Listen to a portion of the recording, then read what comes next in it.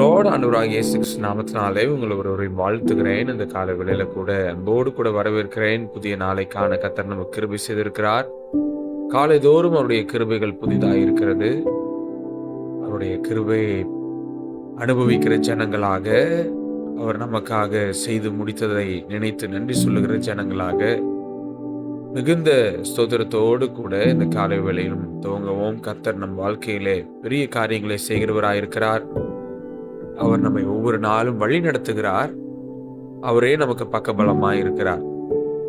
நாம் ஜெபித்து இந்த நாளை துவங்குவோம். பரலோக பிதாவே, இந்த காலை வேளைக்காய் நன்றி செலுத்துகிறோம் ஆண்டவரே. அப்பா, ஒவ்வொரு நாளும் எங்களை அழகாய் நடத்துகிறீர். உம்முடைய கிருபையால் தாங்குகிறீர். அதற்காய் நன்றி செலுத்துகிறோம். ஆராய்ந்து முடியாத பெரிய காரியங்களையும் எண்ணி முடியாத அதிசயங்களையும் எங்க வாழ்க்கையில நீங்க செய்கிறதற்காக நன்றி அப்பா. ஒவ்வொரு நாளும் ஒவ்வொரு நொடியும் எங்களை நீங்க தேற்றுகிறீங்க, எங்களை பலப்படுத்துறீங்க.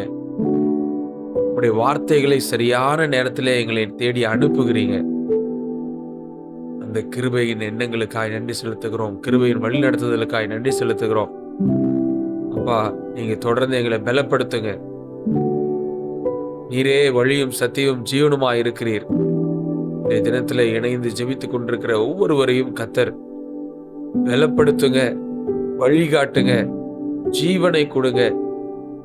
ஆலோசனையோடு நீங்க வழி நடத்துங்க ஆண்டவரே. முடிந்து போயிற்று என்று நினைத்த காரியத்தையும் துவக்கி வைக்கிற வல்லமை உள்ள தேவன். தொடர்ந்து இந்த நாளிலும் ஒவ்வொருவரையும் ஆண்டவரே உம்முடைய வழி நடத்துதலின்படி வெற்றியாய் நடக்க கர்த்தர் உதவி செய்ய மீட்பராகிய இயேசு கிறிஸ்துவின் நாமத்தில் ஜெபிக்கிறோம் எங்கள் நல்ல பிதாவே. ஆமென், ஆமென். பிரியமானவர்களே, ஆண்டவராகிய இயேசு கிறிஸ்து நாமத்தினாலே உங்களை மீண்டுமாய் வாழ்த்துகிறேன், வரவேற்கிறேன். நம்முடைய பிதாவாகிய தேவனாலும் கர்த்தராகிய இயேசு கிறிஸ்துவினாலும் உங்களுக்கு கிருபையும் சமாதானமும் உண்டாவதாக. ஒவ்வொரு வீடுகள் தோறும் கிருபையும் சமாதானமும் அளவில்லாமல் உண்டாகட்டும், பெருகட்டும் என்று சொல்லி வாழ்த்துகிறேன். இன்றைய நாளில் எசேக்கியேல் தீர்க்கதரிசன புஸ்தகத்துல பாகம் 22 நம்ம தியானிக்கிறோம். தலைப்பு Do not cover the cracks, repair the breach. விரிசலை மறைக்காதே, திறப்பை செப்பனிடு. விரிசலை மறைக்காதே, திறப்பை செப்பனிடு. எசேக்கியேல் 13வது அதிகாரத்துக்கு வந்திருக்கிறோம். இப்போ எசேக்கியேல் 13வது அதிகாரத்துல false prophets, false peace and the wall that cannot stand. அதாவது கள்ள தீர்க்கதரிசிகள், பொய் சமாதானம், நிலைக்காத சுவர். இது அடிப்படையில் தான் வசனங்கள் முழுவதும் இருக்கும். அதுல இன்னைக்கு நம்ம தியானிக்க போற மையமான வசனங்களை முதலாவது வாசிச்சு விட்டு அதுல இருந்து நம்ம வாழ்க்கைக்கான பாடங்களை எடுத்துக்கொள்ளலாம். எசேக்கியேல் 13வது அதிகாரம் 2 மற்றும் 3 வசனங்களை முதலாவது வாசிக்கலாம். மனுபுத்திரனே, தீர்க்க தரிசனம் சொல்லுகிற இஸ்ரவேலின் தீர்க்கதரிசிகளுக்கு விரோதமாக இத்தீர்க்க தரிசனம் உரைத்து தங்கள் இருதயத்தில் இருக்கிறதையே எடுத்து தீர்க்க தரிசனம் சொல்லுகிறவர்களோடே நீ சொல்ல வேண்டியது என்னவென்றால், கர்த்தருடைய வார்த்தையை கேளுங்கள். கர்த்தராகிய ஆண்டவர் உரைக்கிறதாவது, தாங்கள் ஒன்றும் தரிசியாதிருந்தும் தங்களுடைய ஆவியின் ஏவுதலை பின்பற்றுகிற மதிகெட்ட தீர்க்கதரிசிகளுக்கு ஐயோ என்று சொல்லி ஆரம்பிக்கிறார். எசேக்கியேல் வாழ்ந்த அந்த நாட்கள்ல தவறுகள் செய்து கொண்டிருக்கிறவங்களையுமே தவறுன்னு அவங்க கிட்ட சொல்லாமையே இருக்கிற தீர்க்கதரிசிகள் தான் கள்ள தீர்க்கதரிசிகள். தேவன் ஒரு வார்த்தையை சொல்லி தைரியமா இதை பிரசங்கின்னு சொன்னா அதை தைரியமா பிரசங்கிக்க வேண்டியது உண்மையான தீர்க்கதரிசிகள். ஆனா அதே சமயத்துல கள்ள தீர்க்கதரிசிகள் இருந்தாங்க. அவங்க கர்த்தர் சொல்லுகிறார் அப்படிங்கிற அடிப்படையில தங்களுடைய இருதயத்தில் இருக்கிறதையே எடுத்து தீர்க்கதரிசனம் சொல்லுகிறவர்களாக இருந்தாங்க. அவங்களுக்கு ஐயோ என்று சொல்லி இந்த வசனத்துல பதிவு பண்றார். அடுத்தது 4 இருந்து வாசிக்கலாம் பாருங்க. எசேக்கியேல் 13ஆம் அதிகாரத்தின் 4ஆம் வசனத்துல இருந்து, இஸ்ரவேலே, உன் தீர்க்கதரிசிகள் வனாந்தரங்களில் உள்ள நரிகளுக்கு ஒப்பாய் இருக்கிறார்கள். நீங்கள் கர்த்தருடைய நாளிலே யுத்தத்தில் நிலைநிற்கும்படிக்கு திறப்புகளில் ஏறினதும் இல்லை, இஸ்ரவேல் வம்சத்தாருக்காக சுவரை அடைத்ததும் இல்லை. கர்த்தர் தங்களை அனுப்பாதிருந்தும் கர்த்தர் உரைத்தார் என்று சொல்லி அவர்கள் அபத்தத்தையும் பொய்க்குறியும் தரிசித்து காரியத்தை நிர்வாகம் பண்ணலாம் என்று நம்பிக்கையாயிருக்கிறார்கள். எசேக்கியேல் தீர்க்கதரிசன புத்தகம் 13:10 வசனத்தை வாசிப்போம். 13ஆம் அதிகாரம் 10 வசனம். சமாதானம் இல்லாதிருந்தும் சமாதானம் என்று சொல்லி அவர்களின் ஜனத்தை மோசம் போக்குகிறார்கள். ஒருவன் மண் சுவரை வைக்கிறான், இதோ மற்றவர்கள் சாரமில்லாத சாந்தை அதற்கு பூசுகிறார்கள். 22-23 வசனங்களை வாசிக்கலாம். நான் சஞ்சலப்படுத்தாத நீதிமானின் இருதயத்தை நீங்கள் வீணாய் முறிய பண்ணினபடியினாலும் துன்மார்க்கன் தன் பொல்லாத வழியை விட்டு திரும்பவும் நான் அவனை உயிரோடே காக்கவும் கூடாதபடிக்கு நீங்கள் அவனுடைய கைகளை திடப்படுத்தினபடியினாலும் நீங்கள் இனி அபத்தமானதை தரிசிப்பதும் இல்லை, சாஸ்திரம் பார்ப்பதும் இல்லை. நான் என் ஜனத்தை உங்கள் கைகளுக்கு நீங்களாக்கி விடுவேன், அப்பொழுது நான் கர்த்தர் என்று அறிந்து கொள்வீர்கள் என்று சொல் என்றார். எசேக்கியேல் 13ஆவது அதிகாரத்துல ஒரு போலியான ஊழியத்தின் 3 நிலைகளை அம்பலப்படுத்தி சொல்றார். போலியான ஊழியம், போலியான இந்த தீர்க்க தரிசனங்கள் அன்றைய தினத்திலிருந்து இன்றைய தினம் வரைக்கும் நிறைய இடத்துல இது பரம்பி கிடக்கிறது.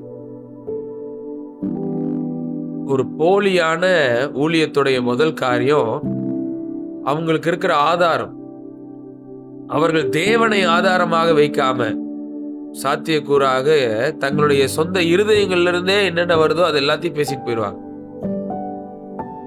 இது போலியான ஆதாரம் உடையவங்களா இருக்கிற காரியம். அடுத்தது, அவங்களுக்கு இருக்கிற ஒரு கட்டமைப்பே ஒரு போலியான கட்டமைப்பு.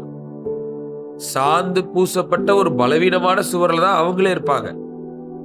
மூணாவது, ஒரு போலியான விளைவு. நீதிமான்கள் சோர்வடைந்து துன்மார்க்கர்கள் பலப்படுத்தப்படுகிறார்கள். ஒரு போலியான ஊழியத்தின் மூலமா நடந்து அதிலிருந்து உருவாக போவதும் போலியாக தான் இருக்கிறது. இப்படிப்பட்ட விஷயங்களை தான் எசேக்கியேல் 13ஆம் அதிகாரம் விவரிக்கிறது. இந்த காரியத்திலிருந்து 7 lessons நம்ம கற்றுக்கொள்ளலாம். 7 lessons from எசேக்கியேல் 13. எசேக்கியேலின் 13ஆம் அதிகாரத்திலிருந்து 7 வாழ்க்கை பாடங்கள். Number 1, spiritual language does not automatically make a message God's word. ஆவிக்குரிய வார்த்தைகள் அனைத்தும் தேவனுடைய வார்த்தை அல்ல. ஒரு ஆவிக்குரிய மொழியில பேசி வார்த்தைகளை பதிவுப்பட்டாங்கிறதுக்காக அப்படியே அனைத்தும் தேவனுடைய வார்த்தையாக அது மாறிடாது.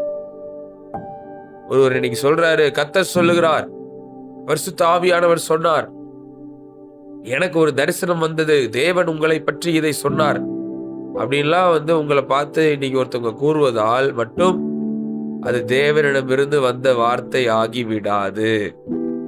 1 யோவான் 4:1 யோவான் எழுதுகிறார், பிரியமானவர்களே, உலகத்தில் அநேக கள்ள தீர்க்கதரிசிகள் தோன்றியிருப்பதினால் நீங்கள் எல்லா ஆவிகளையும் நம்பாமல் அந்த ஆவிகள் தேவனால் உண்டானவைகளோ என்று சோதித்தறியுங்கள் அப்படின்னு சொல்றாரு. தீர்க்க தரிசனங்களை அற்பமா எண்ணாதிருங்கள், எல்லாவற்றையும் சோதித்து பார்த்து நலமானதை பிடித்துக் கொள்ளுங்கள், பொல்லாங்காய் தோன்றுகிற எல்லாவற்றையும் விட்டுவிடுங்கள்.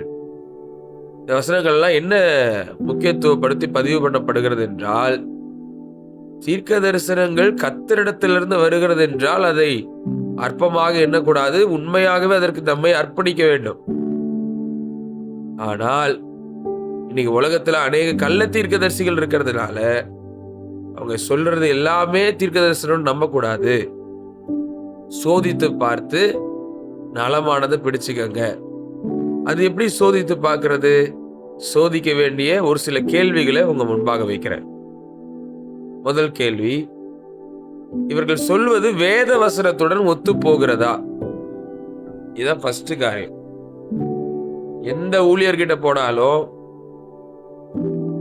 அவங்க சொல்றது எல்லாத்துக்கும் தலையாட்ட வேண்டிய அவசியம் நிச்சயமாக இல்லை. அவங்க சொல்லுவது வேத வசனத்துடன் ஒத்து போகிறதா? இத முதல்ல பார்க்கணும். இரண்டாவது, இது கிறிஸ்துவை மகிமைப்படுத்துகிறதா? சொல்லுவதன் மூலமாக கிறிஸ்து மகிமைப்படுகிறாரா அப்படிங்கறத பார்க்கணும். நம்பர் 3, இது பரிசுத்தத்திற்கும் விசுவாசத்திற்கும் நடத்துகிறதா? 4, இது பயத்தால் கட்டுப்படுத்துகிறதா? 5, இதை முதிர்ச்சி உள்ள விசுவாசிகள் ஆராய அனுமதிக்கப்படுகிறார்களா? இப்ப இந்த 5 நீங்க கவனிச்சு பார்த்தீங்கன்னா, சில ஊழியர்கள் இந்த 5க்கும் இடமே கொடுக்க மாட்டாங்க. இது வேத வசனத்துடன் ஒத்து போகிறதாங்கிற கேள்வியே உங்களுக்குள்ள எழும்பாத அளவுக்கு, இது ஆண்டவர் வேத வசனத்தை வச்செல்லாம் சொல்லல, வேற விதமா சொல்றார் அப்படின்றவாங்க. இல்லைன்னா அதுல தனி மனிதனுடைய மகிமை வந்துடும். பரிசுத்தத்துக்கோ விசுவாசத்துக்கோ சம்பந்தமே இருக்காது அவங்க சொல்ற விஷயம். இல்லையா, உங்களை எதையோ கட்டி போடுற மாதிரி ஒரு பயத்தை உண்டு பண்ணிட்டே இருக்கிறதுக்கு மட்டும் சொல்லிட்டு இருப்பாங்க. இல்ல, நீங்க உட்காந்து ஆராயெல்லாம் வேண்டாம், இது நீங்களாம் தேவன்கிட்ட கேட்க வேண்டாம் அப்படின்னு சொல்லி இந்த மாதிரியான விஷயத்துல அடக்குவாங்க. இந்த மாதிரி காரியங்கள் இருக்கிறதுனாலே தெரிந்து கொள்ளுங்க, தேவனிடத்திலிருந்து வருகிற தீர்க்க தரிசனமா அல்லது ஒரு தனி மனிதன் அவனோட இருதயத்திலிருந்தே வந்த வார்த்தைகளா என்று. 2வது லெசன்ல, a genuine call requires a genuine sending. ஓடுவது மட்டும் போதாது, தேவனால் அனுப்பப்பட வேண்டும். எரேமியா 23:21 அந்த தீர்க்கதரிசிகளை நான் அனுப்பாதிருந்தும் அவர்கள் ஓடினார்கள், அவர்களோட நான் பேசாதிருந்தும் அவர்கள் தீர்க்கதரிசனம் சொன்னார்கள் அப்படின்னு போடப்பட்டிருக்கு. அர்த்தம் என்ன? தேவனே சொல்லாமையே ஓடிட்டு இருக்கிறாங்க, நாங்க தீர்க்கதரிசிகள்னு சொல்லிட்டு. நான் உங்ககிட்ட பேசாமையே நான் கர்த்தர் சொல்லுகிறார் அப்படின்னு சொல்லி தீர்க்கதரிசனம் சொல்லிட்டு இருக்கிறாங்க அப்படிங்கிறதையும் சொல்றார். ஊழியத்துல திறமை இருப்பது அழைப்பிற்கு சமம் அல்ல. இன்னைக்கு ஒரு திறமை இருக்குதுங்க, எனக்கு பேச்சு திறமை இருக்குது, அதுக்காக நான் ஊழியத்துல நான் பேசிட்டு இருக்கிறேன், இப்போ மெசேஜ் கொடுத்துட்டு இருக்கிறேன் அப்படின்னா நிச்சயமா தவறு. ஏன்னா தேவனுடைய அழைப்பு இதுல முக்கியம். அதனால திறமை இருப்பது அழைப்பிற்கு சமம் அல்ல. பேசும் வாய்ப்பு இருப்பது அனுப்புவதற்கு சமம் அல்ல. மக்கள் கூட்டம் இருப்பது தேவ அங்கீகாரத்திற்கு சமம் அல்ல. சமூக வலைதள புகழ் இருப்பது அபிஷேகத்திற்கு சமம் அல்ல. இந்த வார்த்தைகளை நல்லா கவனிச்சுக்கோங்க, உங்க மனதிற்குள்ள குழப்பம் வரக்கூடாது.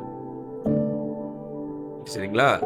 இன்னைக்கு அதுவும் சமூக வலைதளங்கள்ல எவ்வளோ வியூஸ் பார்த்துட்டீங்களா, எவ்வளோ ஃபாலோவர்ஸ் பார்த்துட்டீங்களா, எவ்வளோ லைக்ஸ் பார்த்தீங்களா, மில்லியன் கணக்கில் வியூஸ் இருக்குதுங்கிறதும் தேவன் கொடுக்கிற அபிஷேகத்திற்கும் சமமான காரியம் அல்ல.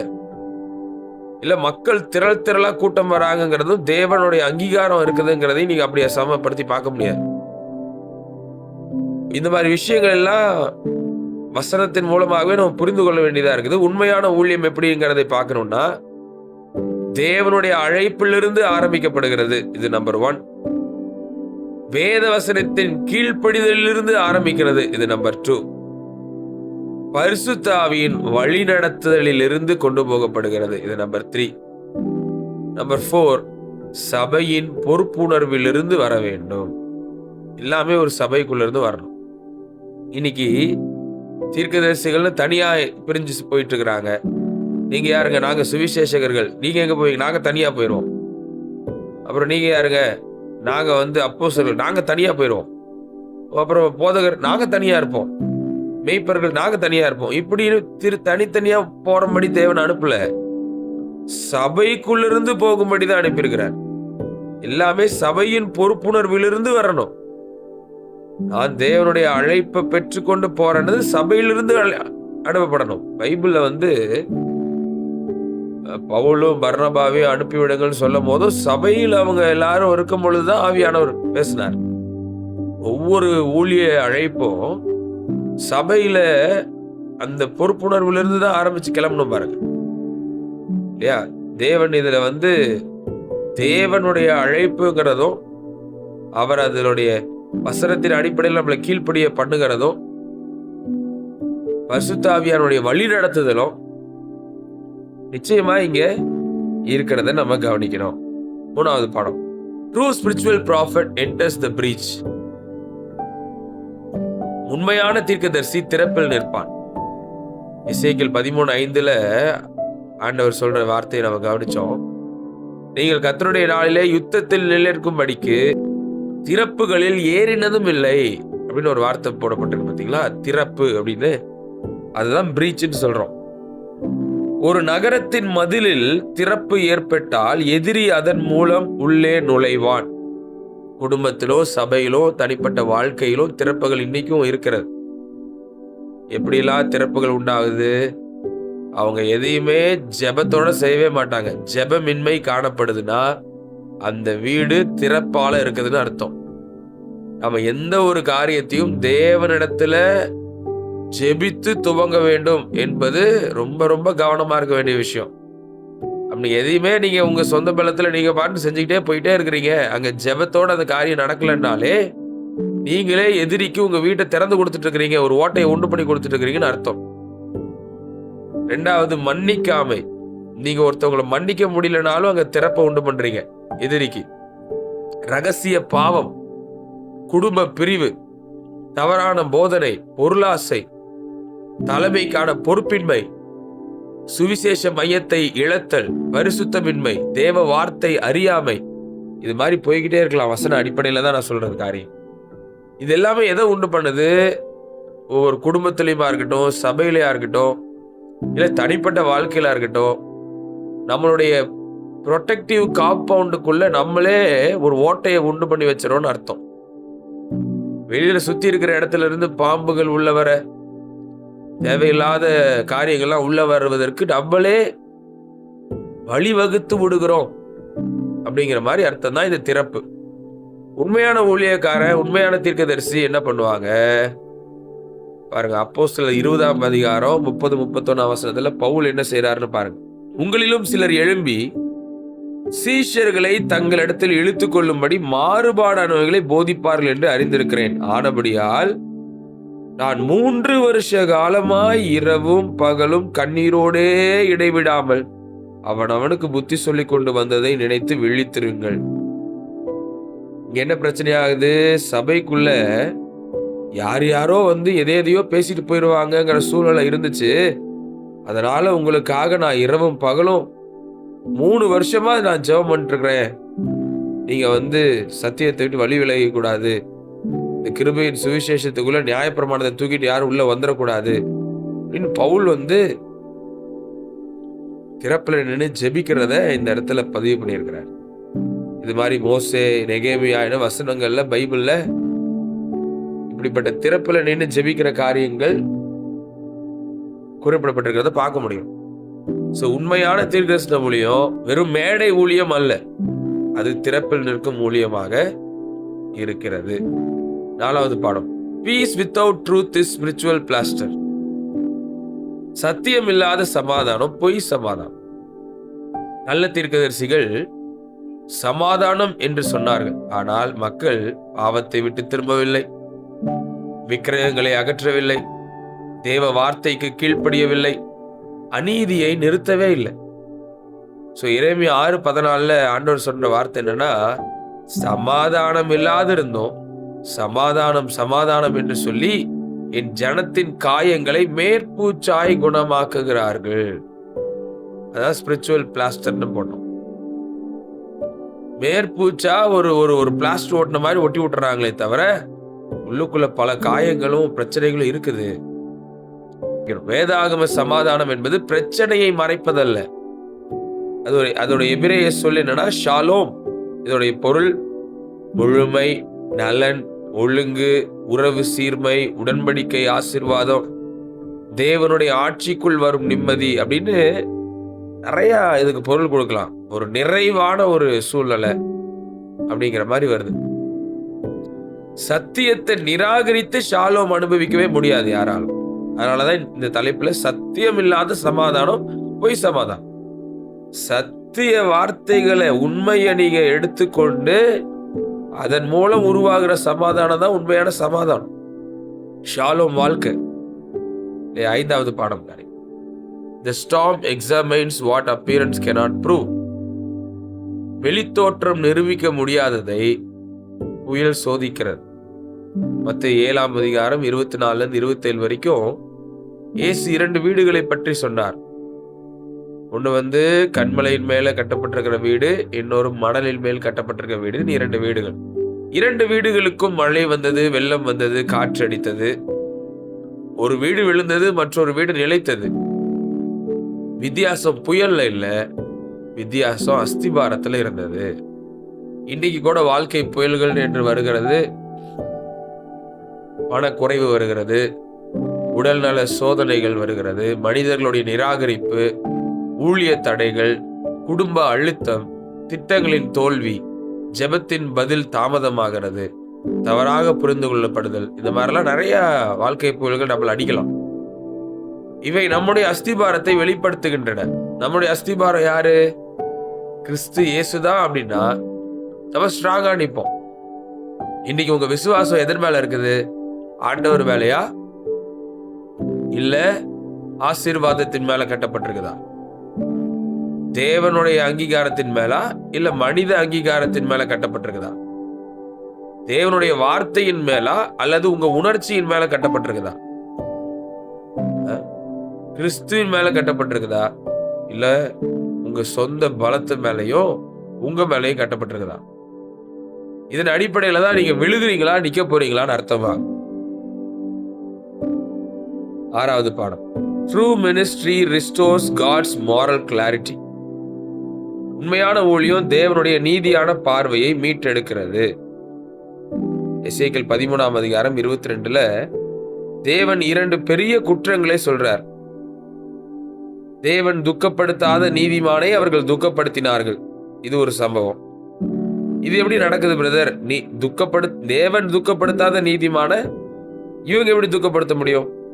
எப்படி நடக்குதுன்னா, மனம் திரும்பியவர்களை தொடர்ந்து குற்ற உணர்வில் வைத்திருக்கும் போது, இல்ல கிருபையை மறைத்து தண்டனையை மட்டும் பிரசங்கிக்கும் போது, மனித மரபுகளை தேவ கட்டளைகளாக மாற்றும் போது, பலவீனமான விசுவாசிகள் மேல் தேவையற்ற பாரங்களை சுமத்தும் போது, இதெல்லாம் பண்ணும்போது தேவனே நீதிமான்னு சொல்லிட்டு இருக்கிறவன கூட இவங்க என்ன பண்ணிடுறாங்க? துக்கப்படுத்திடுறாங்க. இது ஒண்ணு. இது மாதிரி இன்னொன்னு என்னது? துன்மார்க்கரின் கைகளை அவர்கள் பலப்படுத்தினார்கள். இது எப்படி நடக்குது? பாவத்தை பாவம் என்று சொல்ல மறுக்கும் போது நடக்குது. செல்வாக்குள்ளவர்களின் தவறுகளை மறைக்கும் போது இது நடக்குது. மனம் திரும்புதல் இல்லாமல் ஆசீர்வாதத்தை உறுதி செய்யும் போதும் இது நடக்குது. கிருபையை பாவ அனுமதியாக மாற்றும் போதும் நடக்குது. சோ துன்மார்க்கரை திருத்துவதற்கு எதுவா பண்ணாம அவங்களை துன்மார்க்கத்திலே ஸ்ட்ராங் பண்ணி விட்டுறாங்க. நீதிமானாக வாழ விடாம இன்னும் அவங்கள குற்றப்படுத்துறாங்க. ஸோ இந்த பாடங்களை 2 பாடங்களாக 6, 7 எடுத்துக்கலாம். சரிங்களா? ஸோ கடைசியா சொல்லி முடிக்கிற ஒரு சில பிராக்டிக்கல் எக்ஸாம்பிள்ஸ் பார்க்கணும்னா, இங்க சொல்லப்பட்ட அதே கட்டிடத்தின் விரிசல். ஒரு கட்டிடத்தின் சுவர்ல பெரிய விரிசல் தோன்றுகிறது. விரிசல்னா நல்லாவே வெடிச்சு ஓபன் ஆயிருக்குதுன்னு வச்சுக்கோங்க. ஒரு நல்ல பொறியாளர் என்ன பண்ணுவாரு? காரணத்தை ஆராய்வார், அஸ்திபாரத்தை பரிசோதிப்பார், கட்டுமான குறையை சரி செய்வார். இது அவர் செய்ய வேண்டிய விஷயம். ஆனால் ஒரு மோசமான தொழிலாளர் என்ன பண்ணுவாரு? விரிசலுக்கு மேல சிமெண்ட்டை சும்மா அப்படியே பூசி விடுவாரு. அதற்கு மேல ஒரு வண்ணம் அடிப்பாரு. இப்போ எல்லாம் நல்லா இருக்குது அப்படின்னு சொல்லிடுவாரு. அடுத்தது மறுபடியும் மழை வந்துச்சுன்னா விரிசல் மீண்டும் தோன்றும். அதே போல இன்னைக்கு உற்சாக சொற்கள் மனம் திரும்புதலை மாற்ற முடியாது. சபை செயல்பாடுகள் உள்ளத்தின் பரிசுத்தத்தை மாற்ற முடியாது. வெளிப்புற வெற்றி தனிப்பட்ட உண்மைத்தன்மையை மாற்ற முடியாது. உணர்ச்சியான ஆராதனை கீழ்ப்படிதலை மாற்ற முடியாது. நீ கீழ்ப்படிதல் வேணும், உன் தனிப்பட்ட உண்மைத்தன்மை வேணும், உள்ளத்திலேயே பரிசுத்தம் அடைவது வேணும், மனம் திரும்புதல் வேணும். இதே மாதிரி இன்னொரு எடுத்துக்காட்டு பார்க்கணும்னா, நோயை கூறாத மருத்துவர். ஒரு நோயாளிக்கு கடுமையான தொற்று உள்ளதுன்னு வச்சுக்கோங்களேன். மருத்துவர் அவரிடம் கவலைப்படாதீங்க, எல்லாம் நல்லா தான் இருக்கு, போயிட்டு வாங்க அப்படின்னு மட்டும் சொன்னாருன்னா அந்த வார்த்தை அவரை சுகப்படுத்தாது. ஒரு உண்மையான மருத்துவர் கடினமான உண்மையும் கூற வேண்டும். அப்படி அவர் சொல்றது அவங்களை அழிப்பதற்கல்ல, சிகிச்சைக்காக தான். அதே போல பரிசுத்த ஆவியானவருடைய கண்டிப்பும் நம்மை அழிக்க வருவதல்ல, நம்மை கிருபையின் சிகிச்சைக்குள் அழைக்க வருகிறது. இன்னொரு எடுத்துக்காட்டு சொல்லி முடிக்கலாம் பாருங்க. இந்த ஃபயர் அலாரம் இருக்கு பாத்தீங்களா, தீ எச்சரிக்கை அலாரம். அது திடீர்னு அடிக்குது, பயங்கர சத்தமா அடிக்குது. இது என்ன அடிக்குது அப்படின்னு சொல்லிட்டு சத்தம் போடுது அப்படின்னு சொல்லிட்டு அந்த சத்தத்தை தொந்தரவா பார்த்து அதோடைய பேட்டரியை கழட்டிட்டோம்னா சத்தம் நின்று போயிடும். ஆனா தீ அணையாது. இது மாதிரிதான் இருக்குது கள்ள போதனைகள். இன்னைக்கு எச்சரிக்கையின் சத்தத்தை நிறுத்திடலாம்னு நினைச்சிட்டோம்னா பாவத்தின் தீயை அணைக்க முடியாது. உண்மையான சுவிசேஷங்கிறது இயேசுவை பத்தி போதிக்கும் பொழுது மனம் திரும்புதலை பத்தி சொல்லியே ஆகணும். தீயை வெளிப்படுத்தியே ஆகணும். மனிதனை கிறிஸ்துவிடம் அழைக்கணும். கிருபைதான் அவனை மீட்க முடியும் இல்லையா? நம்மளே பேட்டரியை கழட்டி வச்சிட்டோம்னா சத்தம் அமைதியாயிருச்சுங்கிறதுக்காக அமைதியாயிருவாங்கன்னு அர்த்தம் இல்லை. தியான கேள்விகள் கேட்டு முடிக்கலாம். என் வாழ்க்கையில் நான் மறைக்க முயற்சிக்கிற ஆவிக்குரிய விரிசல் என்ன? யோசிச்சு பாருங்க. இன்னைக்கும் ஏதாவது திறப்புல கேப் விட்டு வச்சுட்டு இருக்கிறீங்களா? யாரையாவது மன்னிக்காம இருக்கிறீங்களா? அந்த மாதிரி காரியங்கள் நம்ம பார்த்தோமே, அது எல்லாத்துக்கும் திறப்பு இருந்துச்சுன்னா அந்த திறப்பை அடைக்கிறதுக்கு ஜெபம் பண்ணுங்க ஆண்டவர்கிட்ட. இரண்டாவது, என் விருப்பத்தை அல்லது பயத்தை தேவனுடைய வழி நடத்துதல் என்று நான் தவறாக எண்ணியிருக்கிறேனா? தேவனே சொல்லாம நீங்களே உங்க மனசுக்குள்ள திடீர்னு தோன்ற ஒரு பயத்தினால வந்த ஒரு விளைவை ஆன்சரா நினைச்சுக்காதீங்க. மூன்றாவது, சத்தியத்தை விட எனக்கு பிடித்த வார்த்தைகளை தேடுகிறேனா? சில வசனங்கள் எல்லாம் எனக்கு பிடிக்கல, தேவனுடைய இந்த மாதிரி வார்த்தைகள் எனக்கு பிடிக்கலன்னு சொல்லிட்டு பிடிச்ச மாதிரி வார்த்தைகளை தேடிட்டு இருக்கிறீங்களா? என் குடும்பத்தில் எதிரி நுழையக்கூடிய திறப்பு எது? அந்த திறப்பில் ஜெபித்து நிற்க தேவன் என்னை அழைக்கிறாரா? என் வாழ்க்கை கிறிஸ்துவின் வார்த்தைக்கு கீழ்ப்படிதலின் மேல் கட்டப்பட்டுள்ளதா? ஏன்னா மத்தேயுல ஆண்டவர் சொன்ன விஷயம் என்னன்னா, என் வசனத்தை கேட்டு அதன்படி செய்கிறவர்கள் எவர்களோ அவர்கள் கன்மலையின் மேல் கட்டப்பட்ட வீடுக்கு ஒப்பா இருக்கிறார்கள் என்றார். இன்னைக்கு நீங்களும் நானும் கன்மலையின் மேல கட்டப்பட்ட வீடாதான் இருக்கணும். அர்த்தம் அது என்னது? ஆண்டுடைய வார்த்தையை கேட்டுட்டு அதுக்கு நான் செவி கொடுத்தேன், அதனால நான் இப்ப நீங்க நிக்கிறேன் அப்படின்னு தான் இருப்பீங்க சாட்சியாக. ஆண்டுடைய வார்த்தையை நான் கேட்டேன், ஆனா நான் அதன்படி நான் செவி கொடுக்கல, அது கீழ்ப்படியல அப்படின்னா நீ கட்டிட்டு இருக்கிறது எல்லாமே மணலின் மேல கட்டிட்டு இருக்கிறீங்க. நிச்சயமா விழும். எப்படி விழும்? புயல் அடிக்கும் போது, வெள்ளம் வரும் பொழுது, மழை பெய்யும் பொழுது, காற்றின் சில வாழ்க்கையின் சில சூழ்நிலையில மொத்தமா விழுது கிடக்கும். காரணம் என்ன? தேவனுடைய வார்த்தைக்கு கீழ்ப்படிந்து கட்டவில்லை என்பதுதான். பிரியமானவர்களே, இன்றைய தினத்துல do not cover the cracks, repair the breach. விரிசலை மறைக்காதே, திறப்பை செப்பனிடு என்று கர்த்தர் நம்மோடு பேசுறதுக்கு இந்த நாளை நம்ம அர்ப்பணித்திருக்கிறோம். நாம் ஜெபித்து செய்வோம். பரலோக பிதாவே, இந்த காலை வேளைக்காய் நன்றி செலுத்துகிறோம். புதிய நாளை காண கர்த்தர் கிருபை செய்திருக்கீங்களே, நன்றி அப்பா. இந்த நாளும் உடைய வார்த்தைகளை நாங்கள் எல்லாரும் கேட்பதற்கு இந்த வார்த்தைகளை கொடுத்ததுக்காய் நன்றி.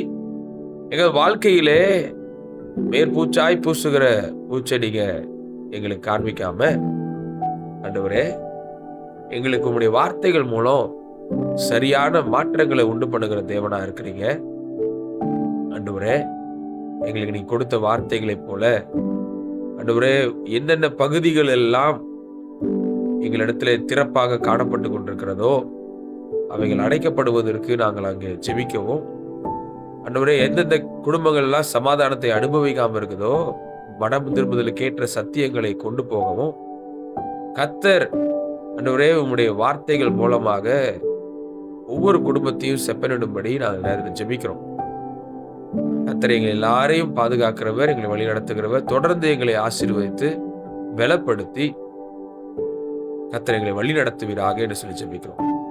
உங்களுடைய வார்த்தையின் ஆசீர்வாதங்களை சுதந்திரிக்கிறோம். இன்றைய நாளிலும் எங்களுக்கு தேவையான ஞானம், அறிவு, புத்திக்காய் ஜெபிக்கிறோம். அது எங்களுக்கு இன்னும் அதிகமா கொடுங்கப்பா. சாந்த குணத்தையும் மனத்தாழ்மையும் எங்களுக்கு இன்னும் அதிகமா வளர வைங்க ஆண்டவரே. நாங்க நீடிய பொறுமையோடும் உங்களுடைய அன்பை வெளிக்காட்டுகிறவர்களாக இருக்கட்டும்.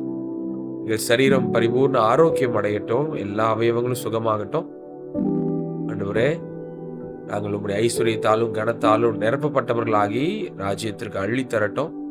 இன்றைக்கும் உமக்கு சாட்சியாக நாங்கள் வாழ்ந்து எதை செய்தாலும் உங்களுடைய நாம மகிமைக்காக செய்ய கர்த்தர் கிருபை கொடுங்க.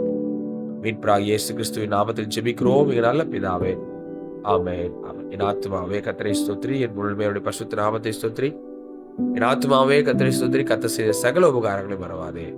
ஆமென். கர்த்தராகிய இயேசு கிறிஸ்துவின் கிருபையும், பிதாவாகிய தேவனுடைய அன்பும், பரிசுத்த ஆவியானவருடைய அந்யோன்ய ஐக்கியமும் நம் அனைவரோடும் கூட இப்பொழுதும் எப்பொழுதும் சதா காலம் இருப்பதாக. ஆமென். ஆமென். Praise the Lord. God bless you, brothers and sisters. கர்த்தர் உங்களை தொடர்ந்து ஆசீர்வதிப்பாராக. Praise the Lord, brother. Praise the Lord, brother. Praise Lord. Praise the Lord, ma. Praise the Lord, sister. Praise the Lord, brother. Praise the Lord, brother. Praise Lord, yeah. Praise the Lord, ma.